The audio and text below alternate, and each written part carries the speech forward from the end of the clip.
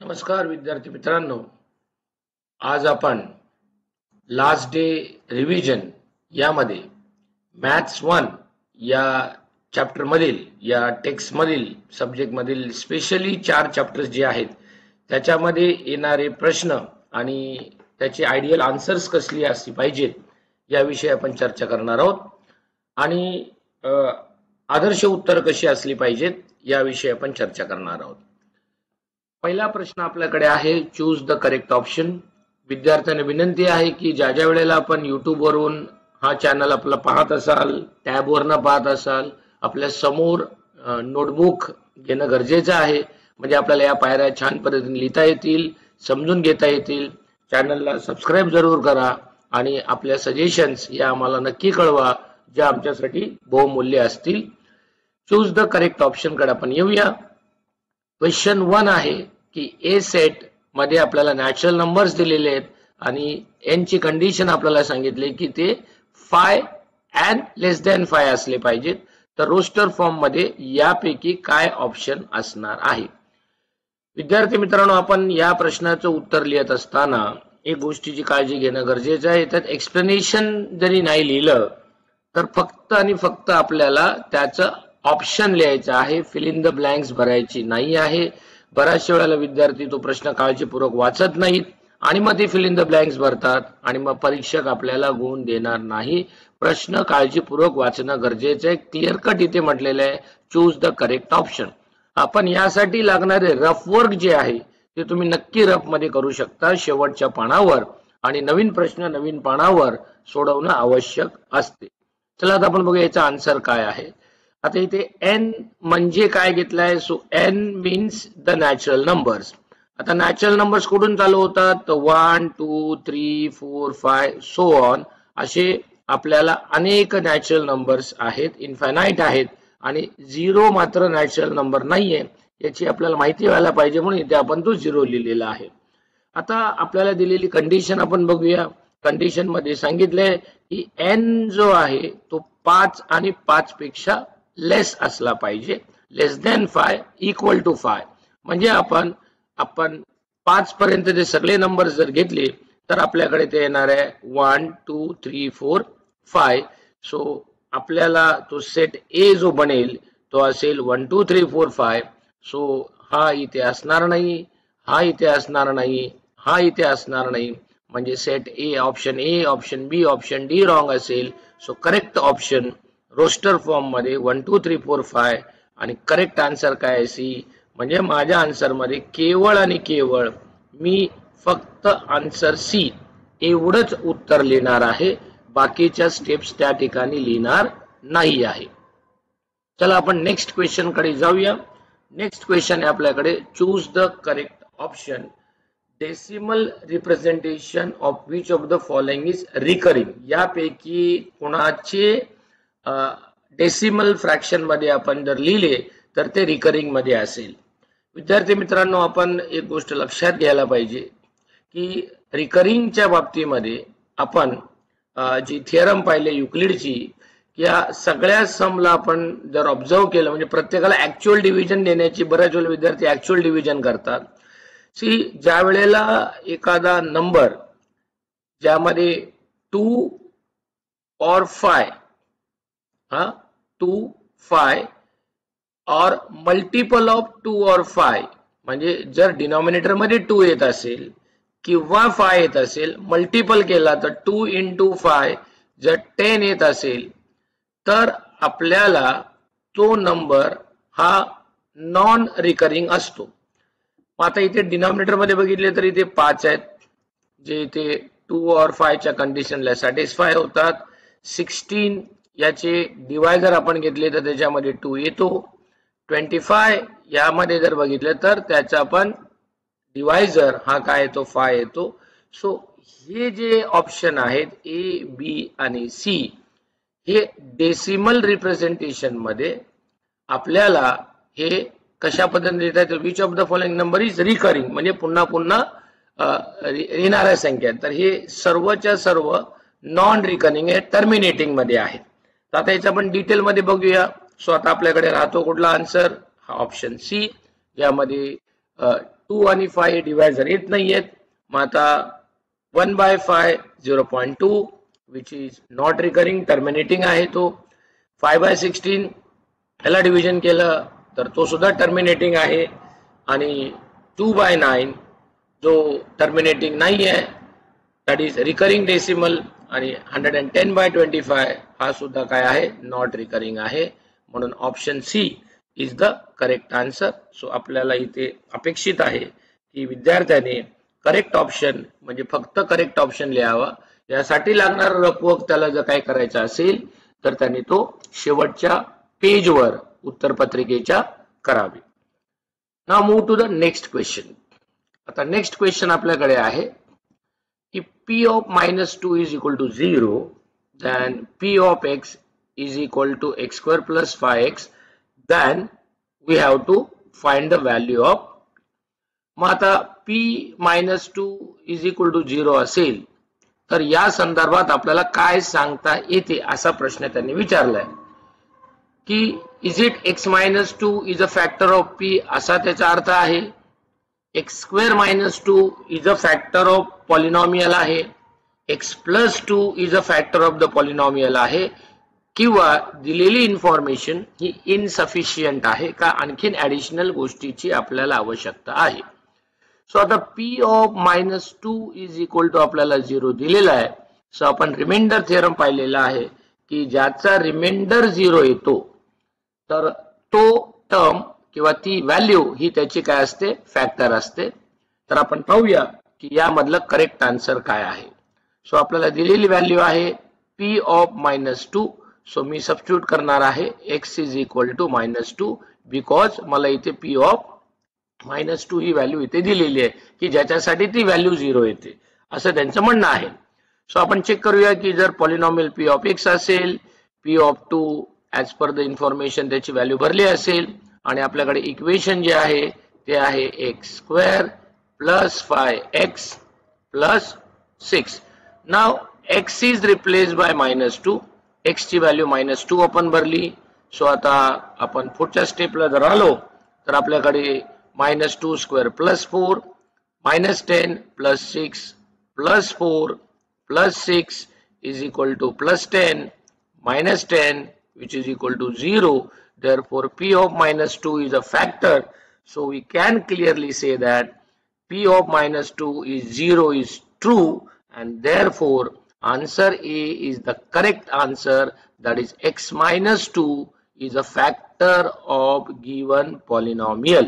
म्हणजे x -2 ही त्याची काय आहे, फॅक्टर आहे. कारण की x -2 इक्वल टू जर आपण 0 भरला तर x इक्वल टू काय येणार आहे आपल्याकडे 2 येणार आहे. So x is equal to x -2 equal to 0 is a factor of the given polynomial. हे इथे आपल्याला सिद्ध करता येते. आता पुढे आपल्याला क्वेश्चन विचारला आहे if ABCD are positive numbers, म्हणजे ABCD हे कोणतेही 4 पॉझिटिव्ह नंबर आहेत आणि ते आपण A/B/C/D या फॉर्मॅट मध्ये काय केलेत, लिहिलेत. So that is what we call in a proportion, म्हणजे इनडायरेक्टली ते प्रपोर्शन मध्ये आहेत. Then which of the following statement is false. जर ABCD 4 नंबर असतील आणि A/B = C/D लिहिता येत असेल तर खालील ऑप्शन पैकी कोणते स्टेटमेंट फॉल्स आहे. सो आपल्याकडे टोटल 4 ऑप्शन दिलेत. A/B = A/C AC/BD A/C आता एक एकाचं आपण स्पष्टीकरण पाहूया. जर आता आपण A/B = AC/BD हे जर आपण मांडलं, दिलेला ऑप्शन पहिल्या ऑप्शन कडे जर आपण आलो तर आपल्या असं लक्षात येईल की A/B = C/D इथे A आहे, इथे B आहे, इथे C आहे, इथे D. पण इथे A आणि B ने काय केलंय, मल्टिप्लाय केलंय. सो हे A ऑप्शन जे आहे हे आपल्याला लागू होणार नाही, कारण की ते स्टेटमेंट जे आपल्याकडे दिलेलं आहे त्या स्टेटमेंट मध्ये ते कंप्लीट बसणार नाही. सो आपल्याला फायनल आन्सर हे काय असेल, we can say that A/B = C/D. So हे फायनल आन्सर त्यामध्ये असणार नाही. त्यानंतर A/C = B/D. सो हे असणार आहे. A/B + B/C + D हे देखील असणार आहे. आणि या ठिकाणी आपल्याला ही व्हॅल्यू जी आहे ही m या प्रकारचीच दिलेली आहे. सो इथे m आणि m या ठिकाणी हा कॅन्सल होईल, म्हणजे ही सुद्धा व्हॅल्यू काय आहे, ट्रू व्हॅल्यू आहे. सो करेक्ट आन्सर काय असणार आहे आपलं A. Therefore A is the correct answer for the given question. So option A is a false statement आणि आपल्याला false statement काढायला सांगितले आहे, not the correct statement. इथे जे आपलं करेक्शन्स आहे, इथे जो स्क्रीनवर आपण तो n लिहिलेला आहे, so that you have to consider as a m, that is mc by md, so that m get cancel. Therefore हे सुद्धा स्टेटमेंट काय होणार आहे, ट्रू होणार आहे. Now move to the next question. आता आपण नेक्स्ट क्वेश्चन कडे जाऊया. आता नेक्स्ट क्वेश्चन आपल्या समोर आहे तो find the mean proportional of 49 and 64. विद्यार्थी मित्रांनो, मीन प्रोपोर्शनल याचा अर्थ होतो की जर आपल्याला दोन नंबर दिले असतील तर मीन प्रोपोर्शनल मध्ये टोटल 3 नंबर येतात and that is called A, B and C. So mean proportional ला मला काय लिहिता येते, so mean proportional means first number divided by second is equal to second divided by third, which means B square is equal to AC. म्हणजे mean proportional चा अर्थ होतो B square equal to AC. आपण आता तिथे values करूया की ज्या ठिकाणी आपल्याला व्हॅल्यू दिलेली आहे. A इक्वल टू आपण कन्सिडर केले 49, B इक्वल टू आपण कन्सिडर केले 64. या दोघांचं मल्टिप्लिकेशन केलं किंवा याचं आपण taking square root on both side केलं तर 49 चं स्क्वेअर रूट, 64 चं स्क्वेअर रूट, 49 चं स्क्वेअर रूट 7 येईल आणि 64 चं स्क्वेअर रूट 8 येईल and therefore we'll get B is equal to 56. Therefore correct answer is we can say as a 56. म्हणजे याचा आन्सर किती असणार आहे, 56 हे त्याचा आन्सर असणार आहे. Therefore mean proportional is 56. Now move to the next question. आता पुढे आपल्याला जो प्रश्न विचारला आहे, right any polynomial of a degree 2 using x. म्हणजे डिग्री त्याची 2 असली पाहिजे आणि व्हेरिएबल xच असला पाहिजे. याच कंडिशन नुसार तुम्हाला त्या प्रश्नाचं उत्तर लिहायचं आहे. बऱ्याच वेळेला विद्यार्थी आपल्या मनाप्रमाणे कंडिशन ज्याप्रमाणे दिलं आहे, प्रश्न ज्याप्रमाणे दिलेला आहे त्याप्रमाणे आपल्याला उत्तर लिहिणं आवश्यक आहे. आता आपल्याला पॉलिनॉमियल डिग्री 2 मध्ये लिहायची आहे. So standard form of the polynomial, so p of x is equal to, तो x is what, x as a variable आणि पॉलिनॉमियलची डिग्री किती पाहिजे ते 2. So my answer is what, ax square plus bx plus c which is a quadratic polynomial. आता तुम्ही याच्यात कोणती व्हॅल्यू घेऊ शकता. So this is the actual definition of polynomial. हे पॉलिनॉमियलचं डेफिनेशन आहे. मग तुम्ही याच्यात कोणती एक व्हॅल्यू घेऊ शकता कारण तुम्हाला राइट एनी पॉलिनॉमियल म्हटलंय. सो इथे मी एक एक्झाम्पल घेऊन दाखवलंय. p of x is equal to x square plus 5x plus काय आलेला आहे 6. सो अशा पद्धतीने आपण ही एक एक्झाम्पल या ठिकाणी लिहिलेलं आहे. आता आपण नेक्स्ट क्वेश्चन कडे जाऊया. नेक्स्ट क्वेश्चन आहे आपल्याकडे सिम्प्लिफाय. आता या सिम्प्लिफाय मध्ये आपल्याला विचारलं आहे की 2/3 is equal into under root 45. यावरून आपल्याला त्याचा आन्सर काय करायचंय, काढायचं आहे. सो त्याला मला सिम्प्लिफाय कशा पद्धतीने करता येईल, 2/3 रूट 45. सो हा 45 जो आहे हा कंपोजिट नंबर आहे म्हणून मी या 45 चे फॅक्टर पाडणार आहे आणि फॅक्टर पाडल्यानंतर आपल्याला जे फॅक्टर्स आहेत ते लिहायचे आणि हे फॅक्टर लिहिल्यानंतर 45 can be written as 9 into 5. So 9 चं स्क्वेअर रूट 3 आले, 5 चं स्क्वेअर रूट निघणार नाही, so that is root 5. So 3 and 3 get cancel and final answer is what, 2 root 5. So in this way we can simplify. तुम्ही जर नीट पाहत असाल बघा प्रत्येक स्टेपला मी equal to sign equal to sign equal to sign. So प्रत्येक step ही मॅथमॅटिकली आणि लॉजिकली करेक्ट असणं गरजेचं आहे. आता पुढचा आपल्याला जो प्रश्न त्यांनी विचारलेला आहे तो दिलाय आपल्याला, decide whether set A and B are equal. A and set B equal आहे का. चला आपण याच्या सोल्युशन कडे येऊया. इथे आपल्याला स्टेप करणं गरजेचं आहे. सो सेट A मला दिलेला आहे ज्याच्यामध्ये एलिमेंट्स आहेत 1 3 5 7 आणि 9 हे सेट ए मधले एलिमेंट्स आहेत. आता जो बी जो सेट दिलेला आहे तो सेट बिल्डर फॉर्म मध्ये आपल्याला दिलेला आहे, म्हणजे याचं मला कॅल्क्युलेशन्स करायला लागतील. आणि कंडिशन काय दिलंय, n belong to n, n is less than 5.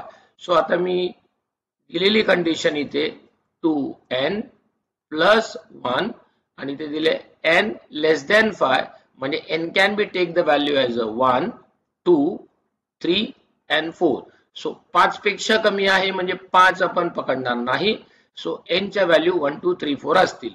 मग आता इथे मी जर व्हॅल्यू भरल्या, that is what p of 1, तर इथे माझ्याकडे व्हॅल्यू पहिली येणार 2 into 1 plus 1, that is 2 plus 1 is equal to 3.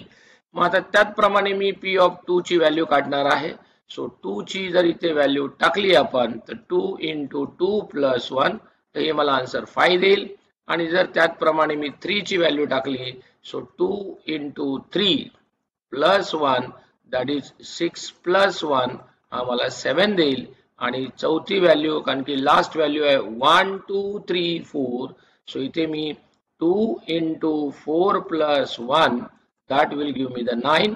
म्हणजे आता माझ्याकडे बी मध्ये जे एलिमेंट्स आलेत, सो 3. सो इथे पहिली व्हॅल्यू आहे आपल्याकडे आपण घेतलेली n फ्रॉम 1. सो आता इथे a 1 3 5 7 9 आहे. सो आता मी p ऑफ 1 ची व्हॅल्यू घेतली, इथे आली माझ्याकडे 3, कारण की n इक्वल टू 1 घेतलाय आपण. सो पहिली n ची व्हॅल्यू 3 आली. दुसरी व्हॅल्यू आपल्याकडे आहे 5, तिसरी व्हॅल्यू आहे 7 आणि नेक्स्ट व्हॅल्यू आहे आपल्याकडे 9. आता या दोन्ही सेट कडे आपण नीट ऑब्झर्व केलं तर 3 3, म्हणजे मी आता इथे सर्कल करतो म्हणजे आपल्या लक्षात येईल 3 3 5 5 7 7 and 9 9, हे सगळे एलिमेंट दिसतात, पण 1 is an additional element. So we can see set A is not equal to set B. तर याच्यामध्ये दोन प्रकारे आढळले की n of A is not equal to n of b, that is the first condition. And since elements in the sets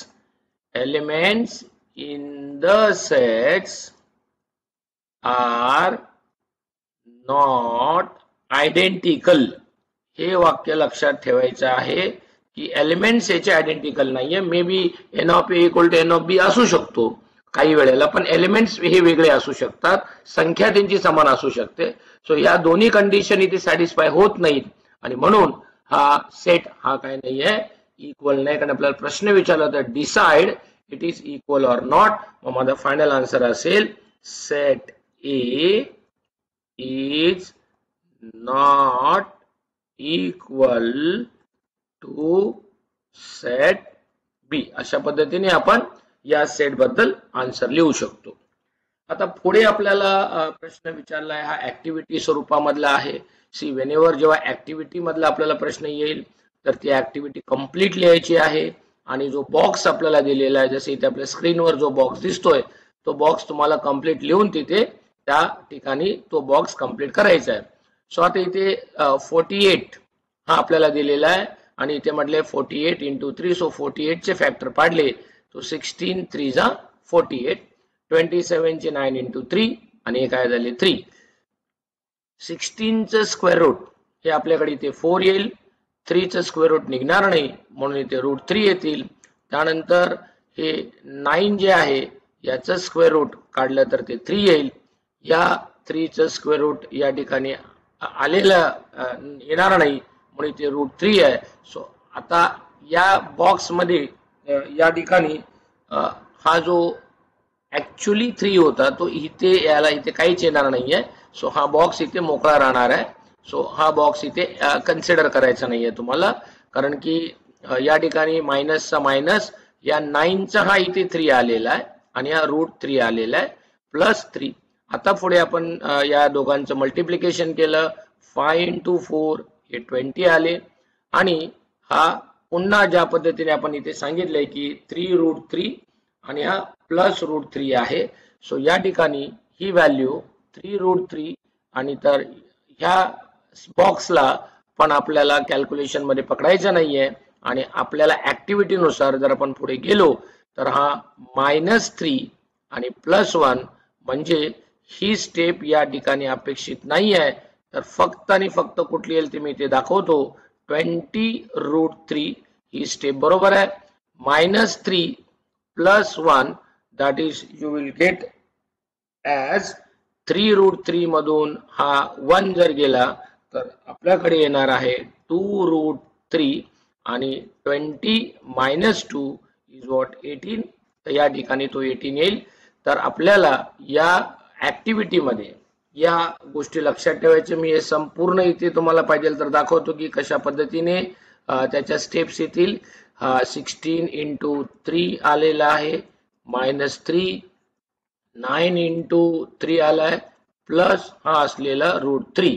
so इथे 5 × 4 √3 -3 × 3 हा 3 कडचा आणि हा √3 प्लस आलेला हा √3. सो दिस इज 20 आणि हा आलेला -20√3 मायनस हा 3 जा आलेला 9√3 प्लस √3 आणि मग त्याचं तुम्हाला पूर्ण कॅल्क्युलेशन करून आपल्याला त्या प्रश्नाचं उत्तर फायनली काय दाखवायचं आहे 18√3. चला आपण आता नेक्स्ट क्वेश्चन कडे येऊया. आता ही सुद्धा ऍक्टिव्हिटी मी तुम्हाला पूर्ण इथे सॉल्व्ह करून दाखवतो आणि मग तुम्हाला त्या ऍक्टिव्हिटी भरताना प्रॉब्लेम्स येणार नाही. सो 3y² - 2y - 1 ही ऍक्टिव्हिटी आता आपल्याला काय करायची आहे, कंप्लीट करायची आहे.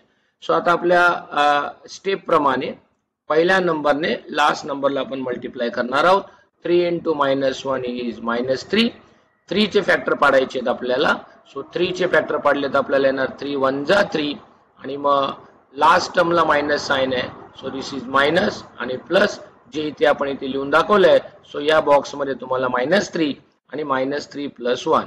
आता ह्या बॉक्सला आपण या फॅक्टर्स पाडले तर 3y² - 3y प्लस 1y, तो 1 नाही लिहिला तरी चालेल, -1.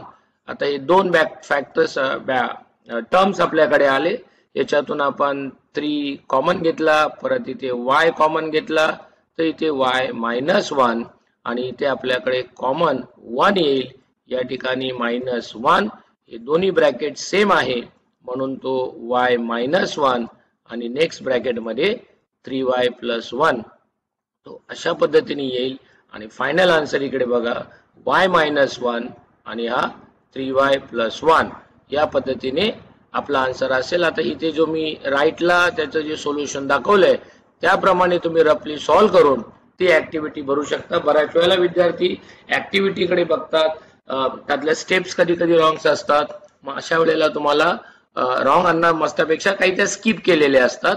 तर तुम्हाला ते रफली सॉल्व्ह करून रफ वर्क मधून तुम्ही फेर वर्क कडे गेला तर आपल्याला त्यातल्या चुका या कमीत कमी करता येतात. आता या सम कडे येऊया आपण. x + 3 + 2 चा क्यूब आहे प्लस x - 1 चा क्यूब आहे आणि 9/7 म्हटले तर आपल्याला ते सॉल्व्ह करायला सांगितले.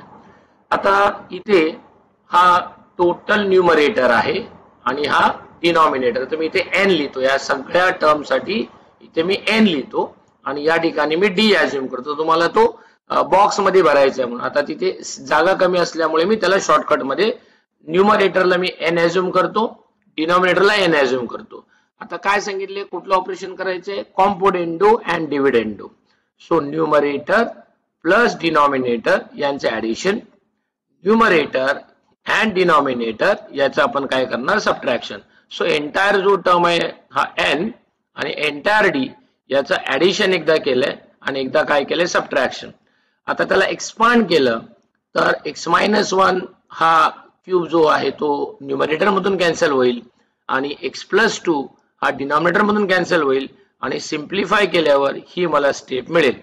या स्टेप मध्ये पण पुन्हा आपल्याला हे दोन कॅन्सल करता येतील आणि इथे शिल्लक राहील x + 2 अपॉन x - 1 चा टोटल. या ठिकाणी आपल्याला काय करता येईल, क्यूब घेता येईल.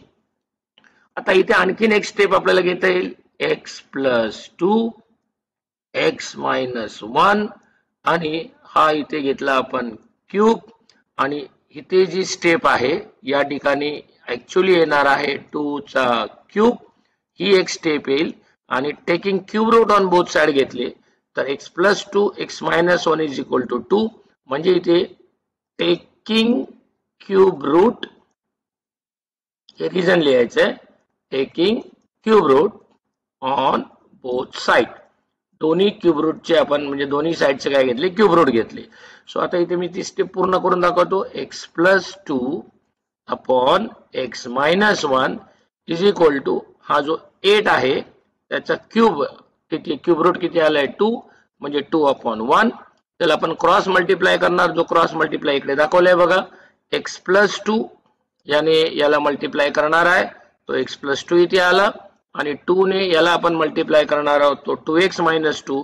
म्हणजे माझ्याकडे फायनल स्टेप येणार x मायनस 2x मायनस 2 आणि हा प्लस 2 राईटला गेला तर minus 2 so minus x is equal to minus 4 minus minus cancel so x is equal to 4 अशा पद्धतीने आपल्याला ही ऍक्टिव्हिटी या ठिकाणी पूर्ण करता येईल नेक्स्ट क्वेश्चन कडे आपण जाऊया क्वेश्चन विचारलाय P is a set containing 1 3 5 A set मध्ये 1 2 3 4 5 आहे आणि विचारले write the relation between set P and set A P आणि सेट A मध्ये काय रिलेशन आहे ते सिम्बॉलिकली दाखवायचं आहे आणि आपल्याला P इंटरसेक्शन A ही सुद्धा व्हॅल्यू काढायची आहे सो आता मी सोल्युशनला सुरुवात करतो आपल्याला दिलेला क्वेश्चन जरा काळजीपूर्वक वाचूया आपण P1 3 5 सो मी P चे एलिमेंट्स लिहिलेत 1 3 and 5 तर त्याच्या खाली आपण A चे एलिमेंट्स पण लिहूया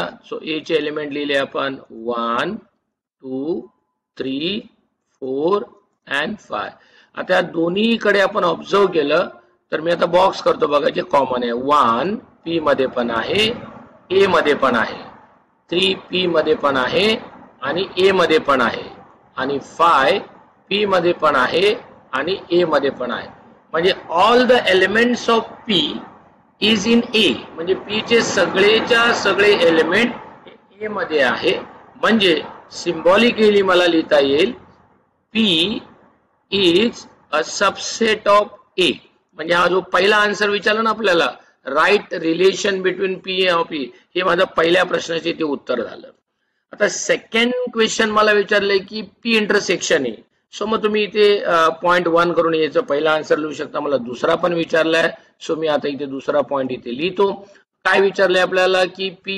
इंटरसेक्शन A काय असेल so P intersection A means the common आता तुम्ही द बॉक्स जे दिसत आहेत मला P मध्ये आणि A मध्ये जे आपण केले ते कॉमन काय काय आहे 1 कॉमन आहे 3 कॉमन आहे आणि 5 so P intersection A is 3 1 3 आणि 5 अशा पद्धतीने आपल्याला त्या प्रश्नाचं जे उत्तर आहे हे इथे या पद्धतीने लिहिता येईल पुढच्या क्वेश्चन कडे जाऊया प्रश्न विचारले आपल्याला रॅशनलाइज द डिनॉमिनेटर विद्यार्थी मित्रांनो रॅशनलाइज द डिनॉमिनेटर याचा अर्थ डिनॉमिनेटर मध्ये रॅशनल नंबर आला पाहिजे मग आता इथे आपण बघितलं तर हा जो वरती 10 आहे हा न्यूमरेटर आहे आणि हा 4 रूट 5 मायनस 3 हा डिनॉमिनेटर आहे आणि त्यांनी म्हटले की डिनॉमिनेटर मध्ये रॅशनल नंबर पाहिजे डिनॉमिनेटर मध्ये इरॅशनल नंबर आहे बिकॉज 4 रूट 5 हा इरॅशनल नंबर झाला इरॅशनल नंबर मधून रॅशनल सबट्रॅक्ट केला तर तो इरॅशनल नंबरच येतो म्हणजे ओरिजिनल हे संपूर्ण सम डिनॉमिनेटर मध्ये हे इरॅशनल नंबर आहे आपल्याला तो रॅशनल करायचा रूट साइन त्याला काय करायचंय काढायचंय सो आता रॅशनलायझेशन आपल्याला करायचं असेल त्याने स्पष्ट म्हटलेलं आहे डिनॉमिनेटरचं रॅशनलाइज करायचं आहे म्हणजे आपल्याला जो डिनॉमिनेटर आहे ओरिजिनल जो 4 रूट 5 मायनस 3 याचा कॉन्जुगेट लिहायचा आहे conjugate so conjugate of 4 root 5 minus 3 is काय आहे 4 रूट 5 प्लस 3 हा त्याचा कॉन्जुगेट आहे या कॉन्जुगेटने आपण त्याला मल्टिप्लाय अँड डिवाइड बाय करणार सो माझ्या स्टेप्स अशा होणार आहे इथे आता 10 4 root 5 minus 3 into 4 root 5 plus 3 divided by 4 root 5 plus 3. म्हणजे कॉन्जुगेटने मल्टिप्लाय आणि डिवाइड केले. तुम्ही ते रिझन लिहू शकता, मल्टिप्लाय बाय कॉन्जुगेट, किंवा आपण रॅशनलाइज द डिनॉमिनेटर असं वाक्य लिहिलं तरी चालू शकतं. मल्टिप्लाय डिवाइड बाय कॉन्जुगेट म्हणा, रॅशनलाइज म्हणा. सो आता इथे येणार 10 4 root 5 plus 3 whole divided by, आता माझ्याकडे दोन ब्रॅकेट आहे, 4 root 5 minus 3 हा आला पहिला आणि 4 root 5 plus 3 हा आला दुसरा. आता आपण त्याला मल्टिप्लाय करा. 10 into 4 is 40 root 5 plus 10 into 3 इथे आले 30. त्यानंतर हा a minus b a plus b. So using, इथे तुम्ही असं लिहू शकता, using a minus b a plus b is equal to a square minus b square. So आता माझ्याकडे टर्म आहे 4 root 5 चा स्क्वेअर जर केला तर 4 चा स्क्वेअर 16 आणि हा 5. सो इथे माझ्याकडे आन्सर येणार आहे 80 आणि इथे 3 चा स्क्वेअर आला 9. सो माझ्याकडे फायनल आन्सर असणार आहे 40 root 5 plus 30 आणि 80 minus 9, that is the 71. Now this 71 is a rational number. आणि आता डिनॉमिनेटर मध्ये मला कोणता नंबर पाहिजे होता, रॅशनल, तो इथे आलेला आहे आणि अशा पद्धतीने आपण त्याचं रॅशनलायझेशन कंप्लीट केलेलं आहे. आता आपल्याला प्रश्न विचारलाय की बाय लिनियर डिव्हिजन मेथड, म्हणजे लिनियर डिव्हिजन मेथड जसं नॉर्मल आपण डिव्हिजन करतो त्या नॉर्मल डिव्हिजनने आपल्याला ह्याला डिवाइड करायचं आहे. So x cube minus 3x square plus 5x minus 6 ला आपण x मायनस 2 ने आपण काय करणार आहोत, डिवाइड करणार आहोत. सो आपल्याला माहिती आहे की हा जो पहिला टर्म आहे, या पहिल्या टर्मने पहिल्या टर्मला डिवाइड केला तर इथे येणारा टर्म असेल आपल्याला कोशंट मध्ये एक्स स्क्वेअर.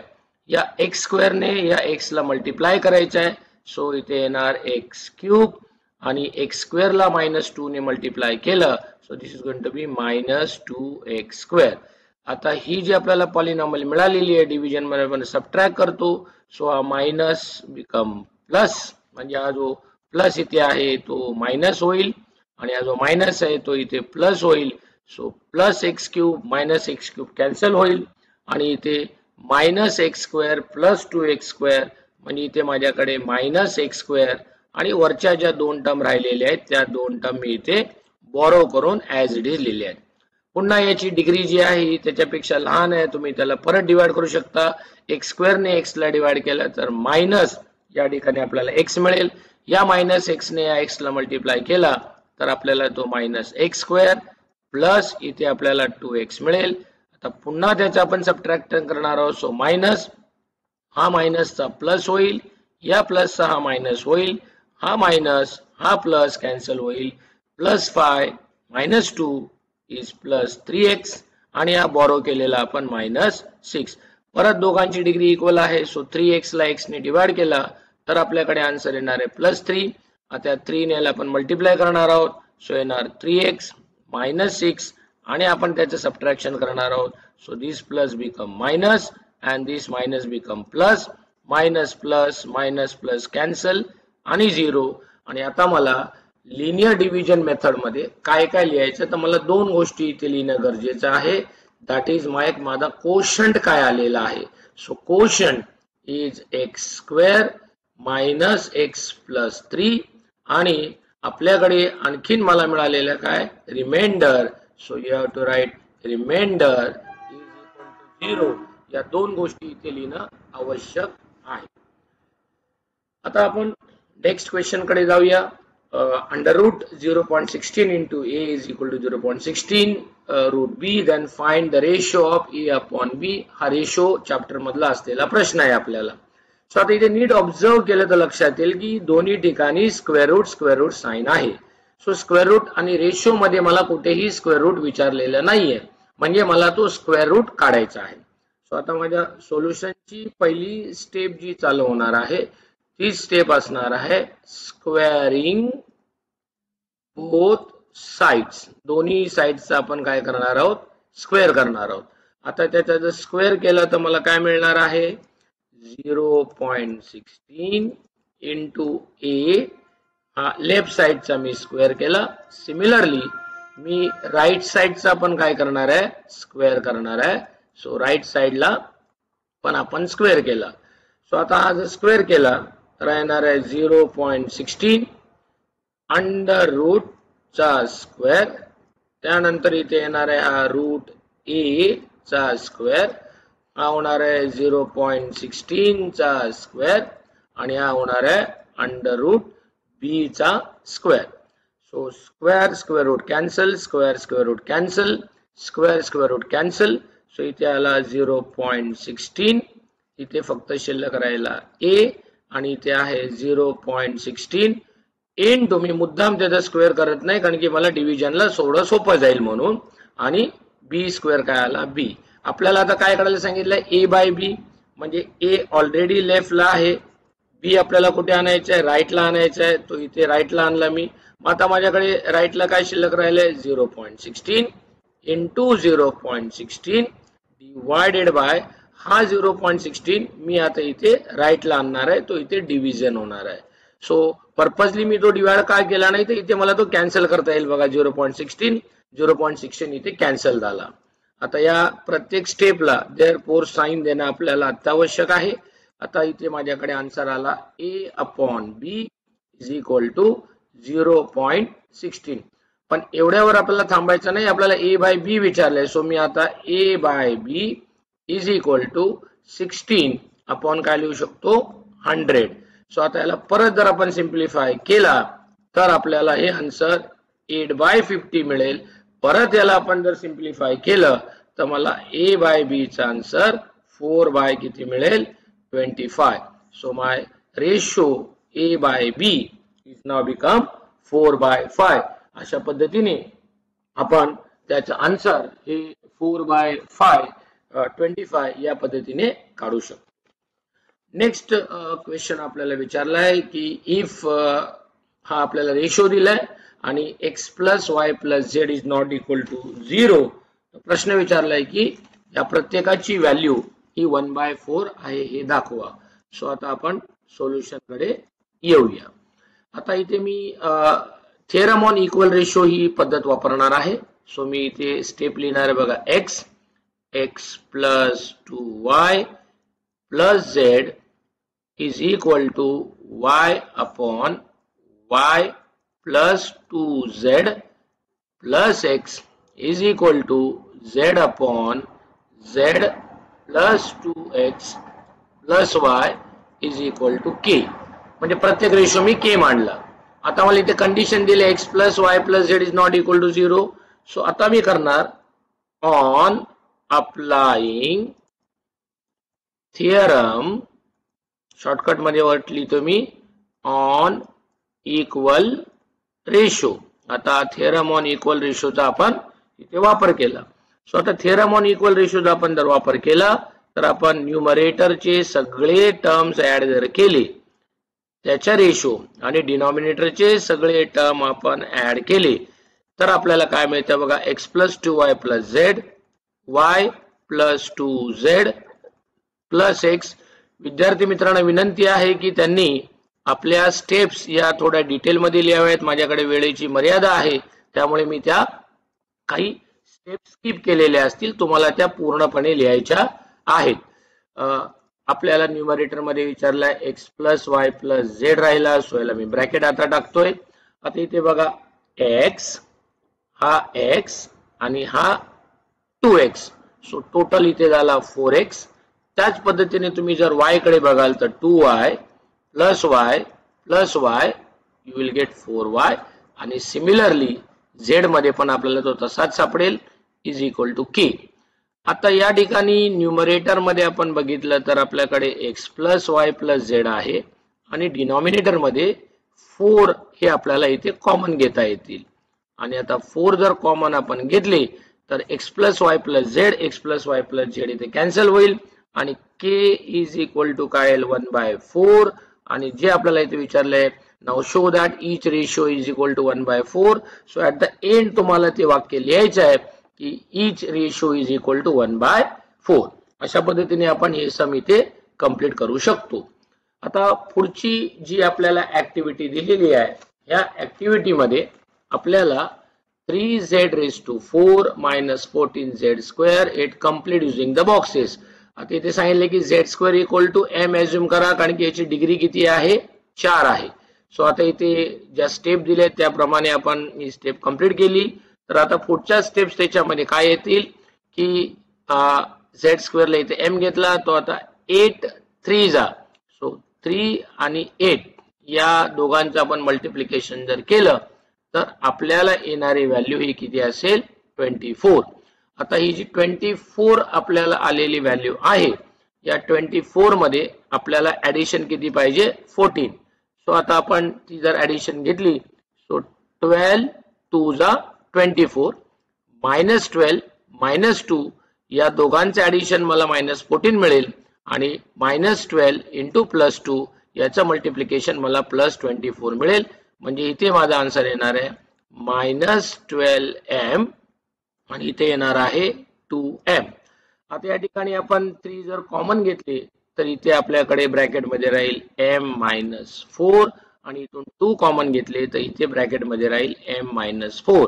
हा m मायनस 4 m मायनस 4 इथे कॉमन आला तो पहिल्या ब्रॅकेट मध्ये घेतला दुसऱ्या ब्रॅकेट मध्ये राहिला 3m मायनस 2 म्हणून आता इथे माझ्याकडे जे आन्सर आहे आता या ठिकाणी रिसबस्टिट्यूट आहे कारण की आपल्याला व्हॅल्यू काढायची z ची z square is equal to m म्हणजे आता येणार z square is equal to minus 4 आणि 3z square equal to minus 2.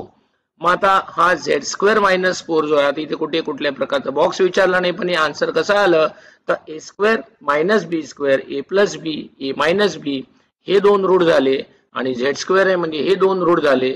So total याचे 4 रूट्स आपल्याला इकडे दाखवता येतात या ऍक्टिव्हिटी मध्ये. आता पुढे आपल्याला दुसरी जी ऍक्टिव्हिटी दिलेली आहे यामध्ये विचारले की geometric mean of 2 number is 18. दोन नंबरचा जॉमेट्रिक मीन 18 आहे म्हणजे मला इथे क्लिअर कट सांगितले की b ची व्हॅल्यू 18 आहे आणि ज्या वेळेला जॉमेट्रिक मीन घेतो तर याचा अर्थ टोटल 3 नंबर येतात a b c and their sum is 39 म्हणजे जॉमेट्रिक मीन 18 आहे आणि त्याचा सम जो आहे तो 39 आहे म्हणजे a आणि c ची टोटल 39 आहे. मग इथे आपण कंडिशन ज्या दिल्या आहेत a into c equal to आपल्याला दिले की त्यांची देअर सम इज 39 सो हा सम त्याचा आला 39 आणि आता a into c equal to 18 का आले तर ते जर प्रपोर्शन मध्ये असतील तर b स्क्वेअर इक्वल टू काय येतात ac आणि हा जो b स्क्वेअर आहे हा b आपल्याला काय दिलाय 18 म्हणजे तो 18 स्क्वेअर इज इक्वल टू काय आहे ac so that ac is equal to इथे product of their sum is 18 म्हणून ती कंडिशन आली आहे. सो आता a plus c equal to 39 असेल so a is equal to हा आपला c तिथे आपण ट्रान्सफर केला राईटला तर तो मायनस होऊन जाईल so a is equal to 39 minus c. आता जस्ट आपण इथे कंडिशन काढले बघा b square equal to ac so b square म्हणजे ही व्हॅल्यू आली a ची व्हॅल्यू ही आपण आता इक्वेशन 3 मध्ये 39 मायनस c सो माझा a आला आणि c ची व्हॅल्यू इथे काय आहे c सो या ठिकाणी c येईल. या दोघांचा आपण ब्रॅकेट ओपन केला तर c square minus 39 minus plus 324. आता आपल्याला या 324 चे काय पाडायचे फॅक्टर पाडायचे. असे 324 चे आपण जर फॅक्टर पाडले तर ते आपल्याला 27 आणि काय येतात 27 आणि 12 असे फॅक्टर्स येतात. 27 आणि 12 27 आणि 12 या दोघांची total minus 27 minus 12 is minus 39 आणि या दोघांचं मल्टिप्लिकेशन केलं आपण तर ते येणार प्लस 324. सो इथे माझे ऑप्शन येणार इथे 27c मायनस 12c इथून सी कॉमन घेतला तर इथे माझ्याकडे सी मायनस 27 आणि या ठिकाणी आपण जर 12 कॉमन घेतले तर इथे फक्त सी येईल, इथे येईल 27. मग आता हा सी मायनस 12 आणि हा सी मायनस टोटल काय असेल 27. म्हणजे एकतर C minus 12 equal to 0, C minus 27 equal to 0, C equal to 12, C equal to काय आले 27. म्हणजे माझ्याकडे दोन व्हॅल्यूज आल्या, सी इक्वल टू 12 आणि C equal to 27. So C equal to इथे 12 पाहिजे, सी इक्वल टू 27 आणि ए इक्वल टू 12. आणि आपल्याला तर व्हॅल्यू घ्यायच्यात. मग इथे ए पकडणार, इथे बी पकडणार, इथे सी, इकडे ए, इकडे बी, इकडे सी. बी ची व्हॅल्यू 18 आहे, त्यामुळे दोन्ही ठिकाणी असणारी व्हॅल्यू ही 18 असणार आहे. पहिल्या पेअर मध्ये सी ची व्हॅल्यू इथे आपण 27 आहे, तर ए ची व्हॅल्यू इथे 12 आहे. तर दुसऱ्यामध्ये ही सी ची व्हॅल्यू 27 आहे, तर ए ची व्हॅल्यू काय आहे 12. अशा पद्धतीने आपल्याला दोन पॉसिबल आन्सर्स याचे या ऍक्टिव्हिटी मध्ये कंप्लीट करून काढता येतात. पुढचा आपल्या समोर क्वेश्चन आहे 2x minus 3y upon 3z plus y असे तीन रेशो दिलेले आहेत आणि विचारले each ratio is x upon y. विद्यार्थी मित्रांनो, या प्रश्नाचं उत्तर आपल्याला सोडवत असताना थोडं काळजीपूर्वक पाहायचं आहे की या ठिकाणी मला न्यूमरेटर मध्ये केवळ x राहायला पाहिजे आणि डिनॉमिनेटर मध्ये फक्त काय राहायला पाहिजे, y राहायला पाहिजे. सो डिनॉमिनेटर मध्ये y आपला कधी राहील, तर आता मला इथे काय करता येईल, सो इथे 2x minus 3y divided by 3z plus y is equal to z minus y upon z minus x is equal to x plus 3z upon 2y minus काय आहे 3x is equal to आपण काय assume करणार आहे, k assume करणार आहोत. आता या ठिकाणी आपल्याला x अपॉन y हे आन्सर पाहिजे आहे, म्हणून मी काय करणार आहे की जो मिडलचा जो रेशो आहे या मिडलच्या रेशोला -3 ने मल्टिप्लाय करणार आहे आणि -3 ने डिवाइड करणार आहे. So therefore multiplying and dividing by -3 to second ratio. आपण सेकंड रेशोला या पद्धतीने काम करणार आहोत. सो सेकंड रेशो जो आहे तो मी आता इथे 2x minus 3y upon 3z plus y is equal to, आता याला मी -3 ने मल्टिप्लाय केला तर होणार -3z प्लस 3y होईल. सेकंडला डिनॉमिनेटर केलं तर होणार -3z plus 3x is equal to x plus 3z upon 2y minus 3x is equal to k. आता मी अप्लाय करणार आहे थिअरम ऑन इक्वल रेशो. आता माझ्याकडे स्पेस कमी आहे आणि वेळ कमी आहे, त्यामुळे मी फक्त स्टेप सांगतो. Applying theorem on equal ratio. आता या apply theorem on equal ratio न्यूमरेटरचं आपण ऍडिशन केलं. सो न्यूमरेटर मध्ये बघा 2x minus 3y minus 3z plus 3y plus x plus 3z राहील. तर डिनॉमिनेटर मध्ये आपल्याकडे 3z plus y minus 3z plus 3x plus 2y minus 3x is equal to काय k आहे. तर बघा प्लस 3z मायनस 3z गेला, plus 3y minus 3y गेला. यानंतर आपल्याला बघा इथे plus minus 3x plus 3x गेला, 3z गेला. मग आता माझ्याकडे इथे शिल्लक राहतोय 2x आणि इथे x. So this is 3x upon y plus 2y, so that is 3y is equal to k. आणि हा 3 कॅन्सल झाला, so xy is equal to k. आणि अशा पद्धतीने आपण प्रूव्ह केलेला आहे की xy रेशो, प्रत्येक रेशो हा किती आला आपला x अपॉन y इतका तो आलेला आहे. तर पुढचा प्रश्न आहे find the remainder using the remainder थिअरमचा वापर करून आपल्याला या क्वेश्चनचा आन्सर सॉल्व्ह करायचा आहे. सो आता आपण रिमाइंडर थिअरम कडे येऊया. सो रिमाइंडर थिअरम मध्ये मला ज्याने डिव्हिजन करायचं जसं x + 1 = 0 इम्प्लाइज x = काय घेणार मी -1. कोणत्या पॉलिनॉमियलला डिवाइड करायचं आपल्याला, तर आपल्याला दिलेली पॉलिनॉमियल आहे x² - 7x + 9. कोणता आपल्याला विचारले रिमाइंडर थिअरम, तर मग इथे मी वाक्य लिहिणार बाय युजिंग रिमाइंडर थिअरम. आता आपण इथे रिमाइंडर थिअरमचा वापर करणार by using remainder theorem.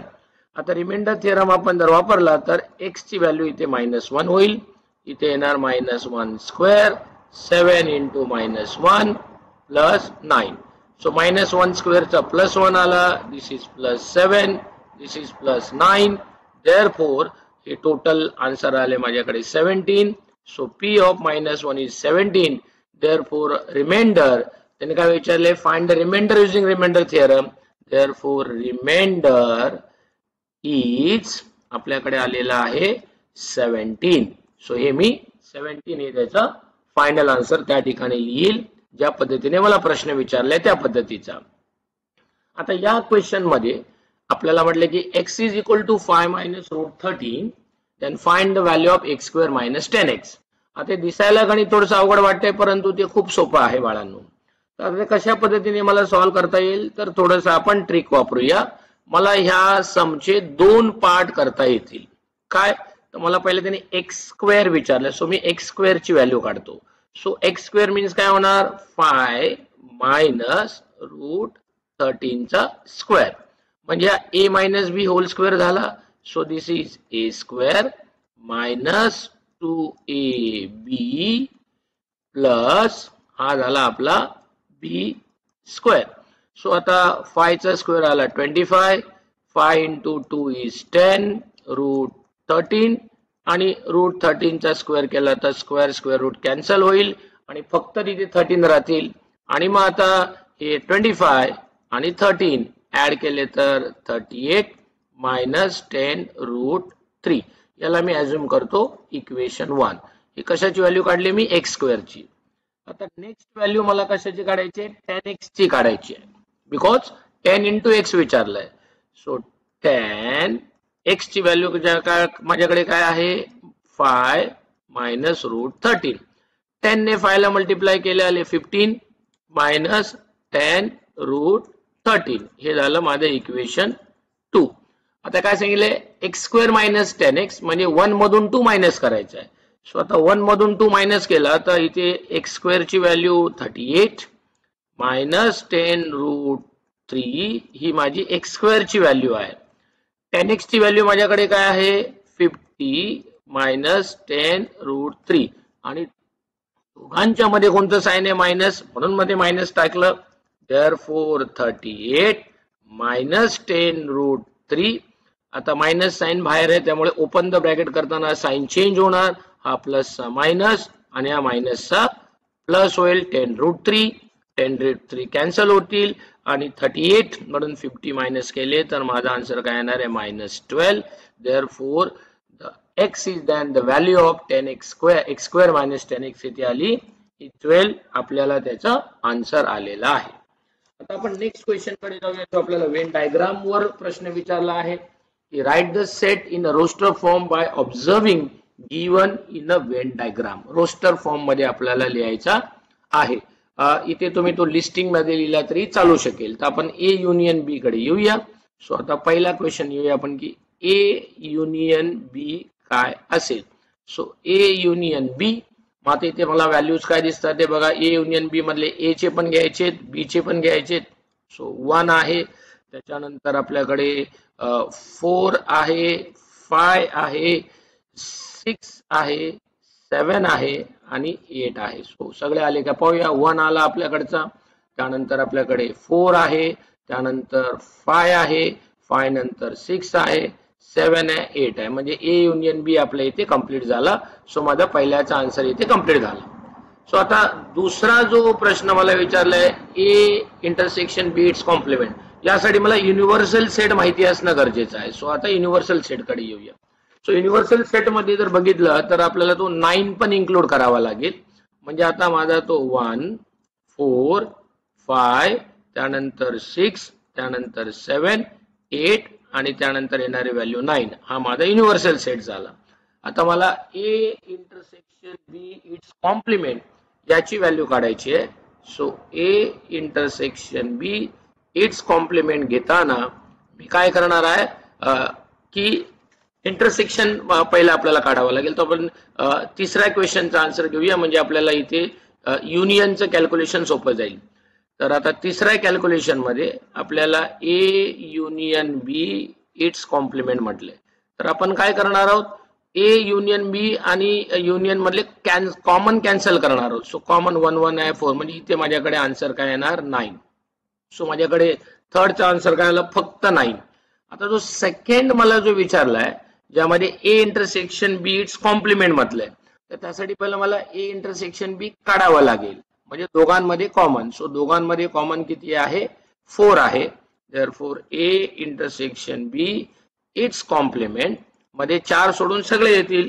So 4 जर सोडले तर 1 येईल आपल्याकडे 5 येईल 6 येईल 7 येईल 8 येईल आणि काय येईल 9 येईल. अशा पद्धतीने आपण थर्ड सेकंड आणि फर्स्ट या सगळ्यांची आन्सर्स इथे काढलेली आहेत. आता पुढचा क्वेश्चन आपल्याकडे दिलाय solve modulus of 3x - 1 is equal to 1. See modulus मध्ये कोणत्याही प्रश्नाचं उत्तर सोडवत असताना त्याच्या दोन पॉसिबल व्हॅल्यूज असतात एक प्लस आणि मायनस. मग मी इथे घेणार 3x - 1 is equal two plus minus 1 taking modulus on both side. या दोघांचं मॉड्युलस घेतल्यावर कारण की लेफ्टला मॉड्युलस आहे राईटचा पण मॉड्युलस आपल्याला घ्यायचा आहे. सो मॉड्युलस घेतल्यानंतर दोन व्हॅल्यूज पॉसिबल आहेत. सो 3 - 1 इज इक्वल टू 1 और 3x - 1 is equal to -1.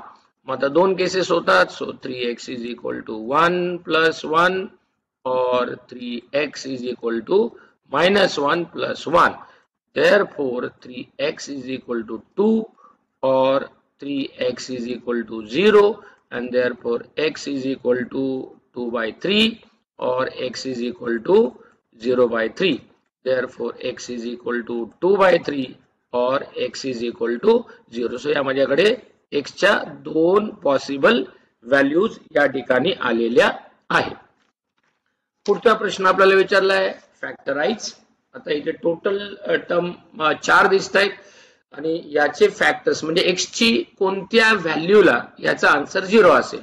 So आता याला सोल्युशन आपल्याला ट्राय x - 3 हा x - 4 स्क्वेअर दोनदा आलाय म्हणजे मला तो x - 4 दोनदा लिहिता येईल आणि नेक्स्ट टर्म आहे माझ्याकडे x - 5 - 6.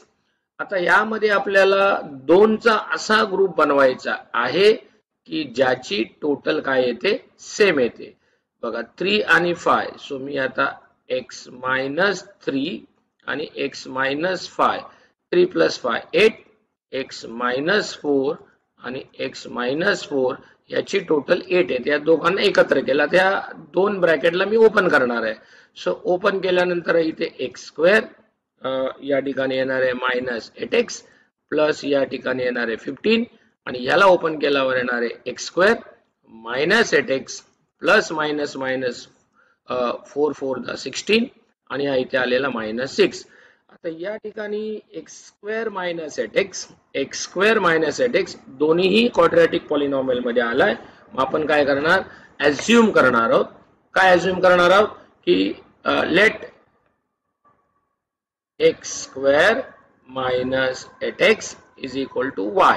आता जो y म्हणून अज्युम केला तर हा होणार y प्लस 15 आणि इथे y म्हणून अज्युम केला तर हा होणार y प्लस 16 - 6.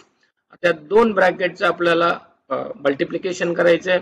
याचं मल्टिप्लिकेशन केलं येणार y² प्लस 15 प्लस 16 31y आणि त्या दोघांचं मल्टिप्लिकेशन आपण जर केलं 15 × 16 so that is going to be 240 - 6.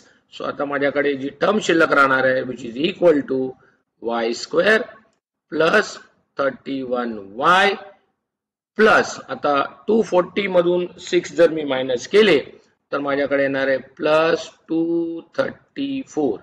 आता विद्यार्थी मित्रांनो आपल्याला 234 चे फॅक्टर्स पाडायचे आहेत आणि या 234 चे फॅक्टर 31 असे काढायचे. तर मी वेळेच्या अभावी डायरेक्ट तुम्हाला दाखवतो. तुम्ही ऍक्च्युअल कॅल्क्युलेशन करायचं आहे. सर ते येतात 18 आणि 13. So 18 plus 13 is equal to 31. या दोघांची ऍडिशन केली तर आपल्याला ती 30 8 आणि हे.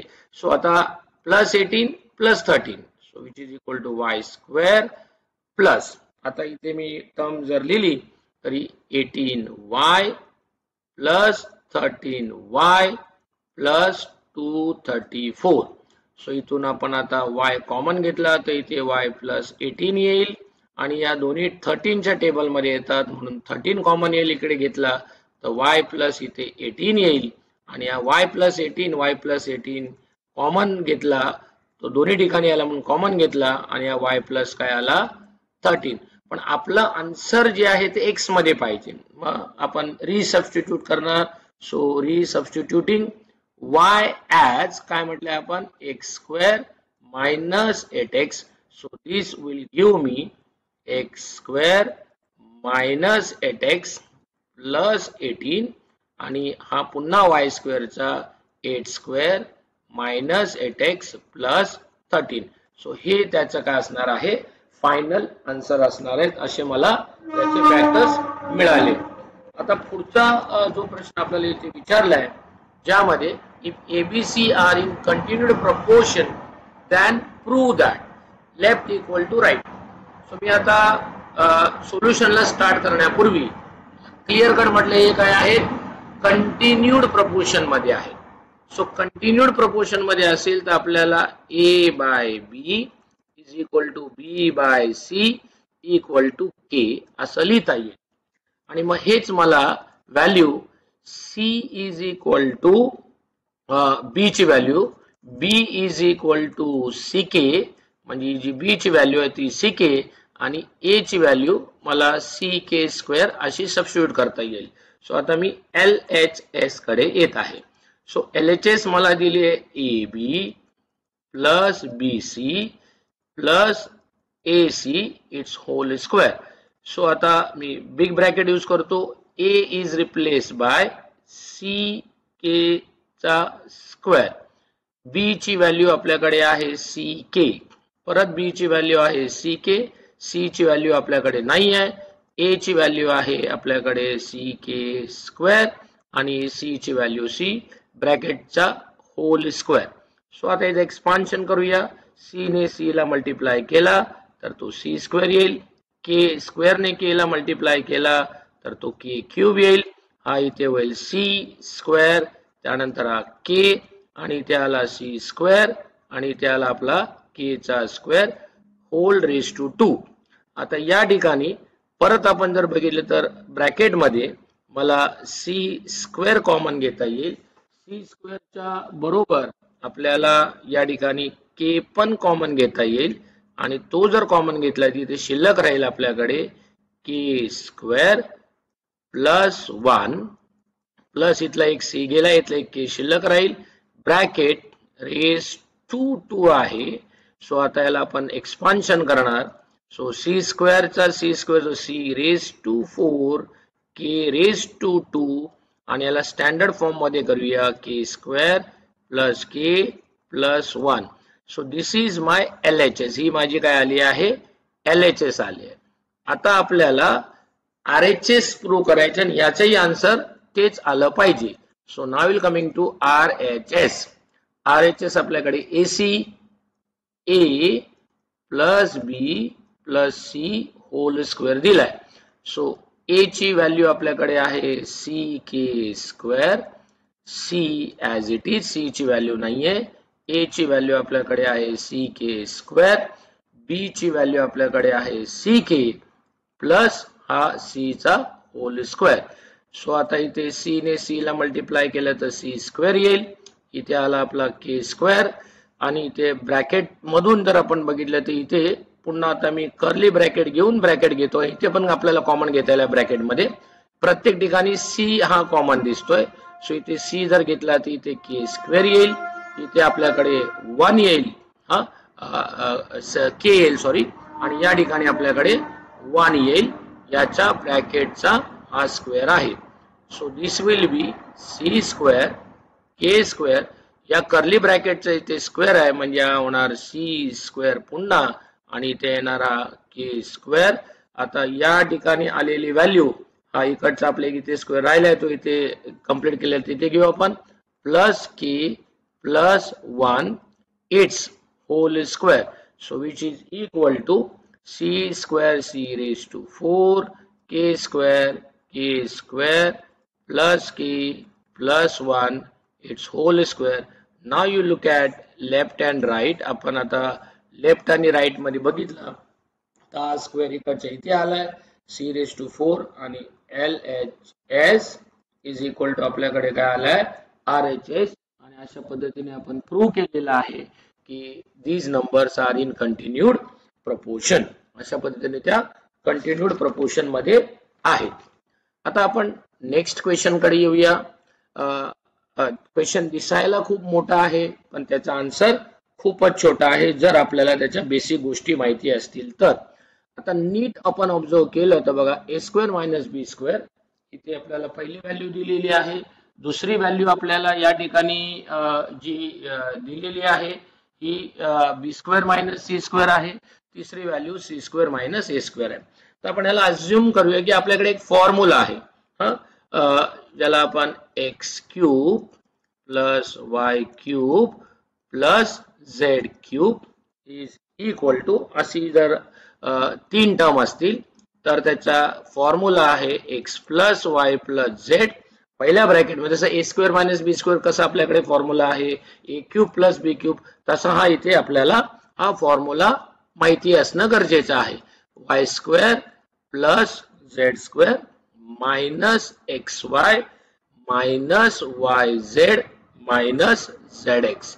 सो हा फॉर्म्युला वापरून आपल्याला हे सम सॉल्व करायचं आहे. So this is the formula.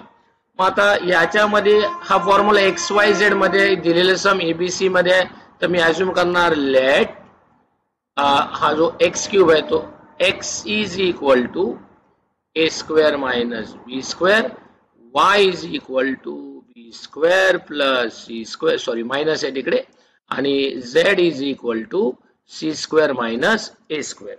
So आता आपण लेफ्टला जो होता मला दिसतोय लेफ्ट हँड साइड काय होईल जर हा मांडला तर तो एक्स क्यूब होईल, वाय क्यूब होईल आणि काय होईल झेड क्यूब होईल. जर मी लेट याला एक्स अज्युम केला, याला वाय अज्युम केला, याला झेड अज्युम केला, सो मला लेफ्ट हँड साइड काय झाला x cube plus Y cube plus Z. आता आपण पुढे कंडिशन चेक करणार आहोत. त्या कंडिशनचं नाव आहे की X plus Y plus Z ह्याची आन्सर 0 येते का. जर X plus Y plus equal to जर आपल्याकडे झेड असेल तर आपल्याला पुढे कंडिशन काय लिहितात X plus Y plus Z ची आपण ऍडिशन करूया. So A square minus B square plus B square minus C square plus C square minus A square गेला, बी स्क्वेअर गेला, म्हणजे माझ्याकडे X plus Y plus Z याची value 0 येते. आता जर X plus Y plus Z याची value 0 येत असेल तर या सगळ्यांची व्हॅल्यू कशाची A square plus B square ची व्हॅल्यू सुद्धा काय आली आपल्याकडे 0 आली. मग आता आपल्याकडे फॉर्म्युला आहे की x cube plus Y cube plus Z cube मध्ये या फॉर्म्युल्यामध्ये तिघांची ऍडिशन 0 येत असेल तर त्याचा आन्सर 3xyz हा नवीन फॉर्म्युल्यामध्ये लिहिता येते. हे X cube plus Y plus cube plus Z cube is 3xyz if X plus Y plus Z is equal to 0. आपल्या तिन्ही व्हॅल्यू इथे काय आल्या 0 आहेत, म्हणजे ही कंडिशन सॅटिस्फाय झाली. म्हणजेच मला आता RHS मध्ये काय दाखवायचं आहे की माझी RHS 3xyz आली पाहिजे. सो आता RHS मध्ये आपण येऊया 3 बघा a प्लस बी आणि a मायनस बी. सो आता इथे a plus B a minus B, त्याच्यानंतर b plus C B minus C A plus C आणि ए मायनस सी आहे. आता इथे ए प्लस बी ए मायनस बी म्हणजे काय होतो 3a square minus B square. B plus C B minus C म्हणजे काय होतो B square minus C square. आणि हा काय होतो A square minus C square. आणि ए स्क्वेअर मायनस बी स्क्वेअरला आपण काय अज्युम केलंय एक्स अज्युम केलंय, याला वाय अज्युम केलंय. म्हणजे मी राईट हँड साइड काय दाखवली 3xyz. लेफ्ट हँड साइड काय होती X cube plus Y cube plus Z cube. And therefore we prove that left hand side is equal to right hand side. अशा पद्धतीने आपण left आणि राईट साइड काय दाखवलेली आहे इक्वल दाखवलेली आहे. आता नेक्स्ट क्वेश्चन आपल्या समोर आहे 2/3 raised to x minus 3/2 raised to 2x 81 upon x 16 then find the value of x. आता हे सम आपल्याला कशा पद्धतीने सॉल्व करता येईल. हा 2/3 raised to x आहे बरोबर आहे. आणि याला मी आता रेसिप्रोकल पॅटर्न मध्ये लिहिणार आहे. हा 2/3 याला आपल्याला 2/3 raised to minus 2x लिहिता येतो because a raised to minus m is equal to 1 upon a raised to m या प्रॉपर्टीचा वापर केलाय. सिमिलरली इथे हे 81/16 आहे, हे मला 61/81 raised to minus 1 अशा पद्धतीने लिहिता येतील. आता इथे आपल्याकडे फॉर्म्युला आहे a raised to m into a raised to n is equal to a raised to m plus n. या फॉर्म्युल्याचा वापर करून base is same 2/3 raised to x minus काय झाले 2x. आता हा जो माझ्याकडे 16 आहे हा 2 बाय हा जो 81 आहे हा 2 raised to 3 raised to 4 असा लिहिता येतो मला raised to minus 1. सो आता हा होणार आहे 2 raised to 3 x minus 2x is minus x which is equal to 2/3 raised to 4 into minus 1 is minus 4. So a raised to m is equal to a raised to n. In base is same then power is also same. माझ्या दोघांचा base same आहे म्हणजे मला लिहिता येईल minus x is equal to minus 4 and therefore x is equal to 4. हे त्याचं काय आलंय final answer. So what is the value of x? So x is equal to 4. विद्यार्थी मित्रांनो अशा पद्धतीने आपण हा पूर्ण जो सोल्युशन आहेत वेगवेगळ्या प्रश्नांची ती इथे पाहिलेली आहेत. सर्वांनी पाहिल्याबद्दल धन्यवाद. व्हिडिओ थोडा मोठा झालेला आहे परंतु रिव्हिजन मध्ये आपल्याला या प्रश्नांची आवश्यकता आहे म्हणून त्यामध्ये आपण त्या पद्धतीने तो अपलोड करत आहोत. यामधल्या काही पायऱ्या ज्या आहेत त्या काही वेळेअभावी आपण कमी केलेल्या आहेत. तुम्हाला त्या डिटेल्स मध्ये लिहायच्या. पुन्हा एकदा तुम्हाला लास्ट मिनिट रिव्हिजन साठी शुभेच्छा. आणि आपल्याला ज्या काही तुमच्या सजेशन्स असतील त्या नक्की आम्हाला कळवा. धन्यवाद.